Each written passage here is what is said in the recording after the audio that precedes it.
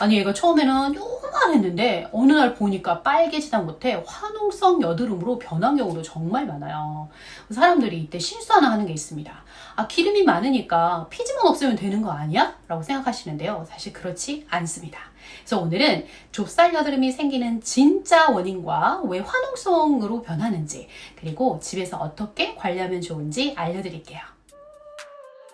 안녕하세요. 40대 홈케어를 쉽게 알려드리는 엘렌입니다. 오늘은 좁쌀 여드름에 대해서 좀 이야기를 해보려고 하는데요. 먼저 이 좁쌀 여드름에 대해서 쉽고 간편하게 설명을 한번 드릴게요. 좁쌀, 우리가 흔히 말하는 좁쌀 여드름은 정확하게는 폐색 면포라고 합니다. 피부 안에서 피지, 각질, 노폐물, 이 모공을 막으면서 생기는 상태예요.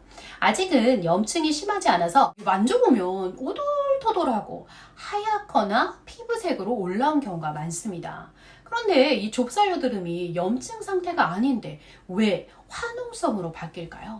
왜냐하면 이 모공이 막아진 상태에서 여드름 균이 증식하면서 우리 몸의 면역세포가 세균과 싸우게 되고 그 과정에서 붉어지고 아프고 고름이 생기는 화농성 여드름으로 진행될 수 있습니다. 사실은 제 조카가 피부 쪽에서 공부를 하고 있어요. 헤어도 하고 있고 피부 전공을 하고 있는데 친구가 이제 일을 하면서 같이 공부를 하는 거예요. 근데 그 친구가 너무 이제 좁쌀 여드름이 올라오다 못해 화농성 여드름으로 변한 거예요. 그러니까 너무 심하지도 않았고 이제 좁쌀 여드름만 잡으면 좋을 것 같은데 화농성으로 변했더라. 근데 걔가 쓰고 있는 피부샵이나 이런 걸 다니는 애니까 얼마나 많은 제품을 알겠어요. 그래서 많은 걸 써봤는데 좋아지지 않더라. 그래서 이제 조카가 이 그린 세럼과 이 여드름성에 좋은 이제 항염 세럼이 있어요. 그때 그 제품을 조카한 그 얘기를 하더라고요. 그래서 조카한테 줬죠. 야, 그린 세럼이랑 항염 세럼 좀 써보려고 해. 하면서 이제 30ml를 줬더니 걔가 이제 2주 동안 써본 거예요. 조카 친구가. 2주 동안 썼는데 지금 막 몇 달 동안 개고생해서 없어지지 않던 좁쌀 여드름이, 좁쌀이랑 화농성이 점점 진정이 되는 거예요. 그러니까 그린 세럼으로 유수분 밸런스를 맞춰주고 항염 세럼으로 이 여드름 균을 좀 잡은 거죠. 잡았더니 괜찮아지더라.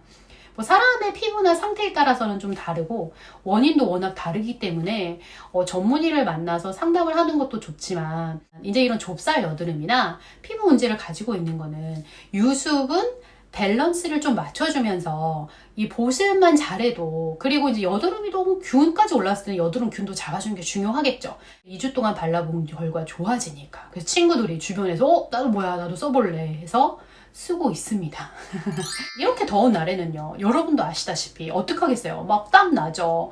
피지 분비 엄청 나죠. 자외선은 세죠. 열감 오르죠. 그러다 못해 막 뭐 에어컨까지 트니까 온도 차이가 엄청나게 크잖아요. 그러니까 당연히 어떡하겠어요. 막 겉은 번들번들한데 수부지 조절이 안 되면서 막 속은 엄청 건조하고, 건조해지니까 마르잖아요. 마르면 어떻게 해서 각질이 마르니까 붓겠죠. 붙으니까 모공이 막히는 원인이 되겠죠. 그럼 모공이 막히니까 그 안에 노폐물이 쌓이면서 좁쌀 여드름이 되고, 그 좁쌀 여드름을 그대로 두니까 이 상태가 점점 좀 심하면서 화농성 여드름이 됩니다. 이 과정을 이해하면 왜 단순히 피지만 없애는 게 답이 아니라는 걸 알 수가 있는데요. 여기서 많은 사람들이 하는 실수 3가지가 있습니다. 첫 번째, 기름이 진짜 많이 올라오니까 세안을 여러 번 하는 겁니다. 여러 번 하면 할수록 어떻게 했어요? 그 순간은 기름이 없어진 것 같지만 피부가 점점 건조해지는 거죠. 건조해지면 어떡하겠어요? 당연히 피지가 더 많이 올라오는 환경을 만든다. 그리고 두 번째, 기름을 없애려니까 어떻게? 알코올성 같은 토너를 발라준다는 거죠. 올라오는 이 T존이나 이 위쪽에 그 토너들로 바꿔주니까 처음에는 기름이 좀 당긴 것 같아. 근데 어떡하겠어요? 말라간다. 마르면 어떻게 된다? 건조가 시작된다.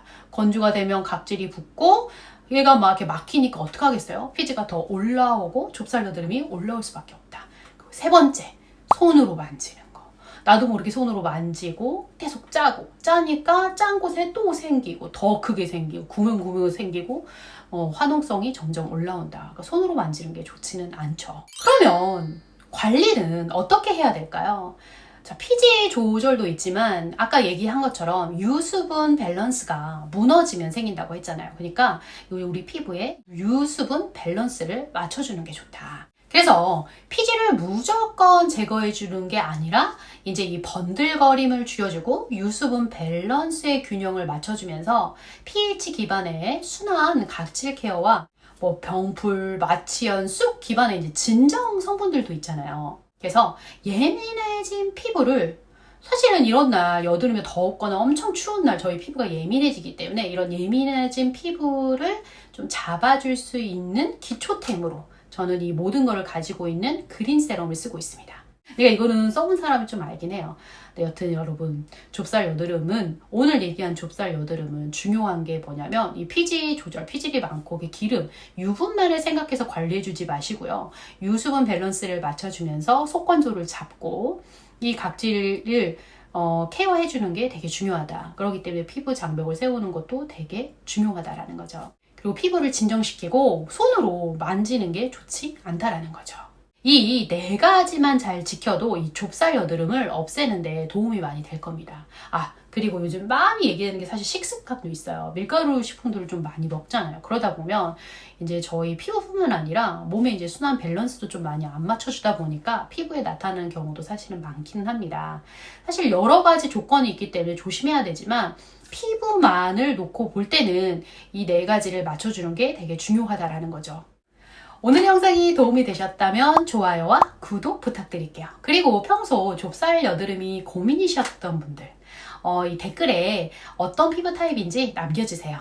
다음에는 좁쌀 여드름에 좋은 성분, 피해야 되는 성분, 뭐 여러분도 아시는 아바, 아젤라익산, 나이아신아마이드, 레티노이드 등등 여러 가지를 자세하게 알려드릴게요.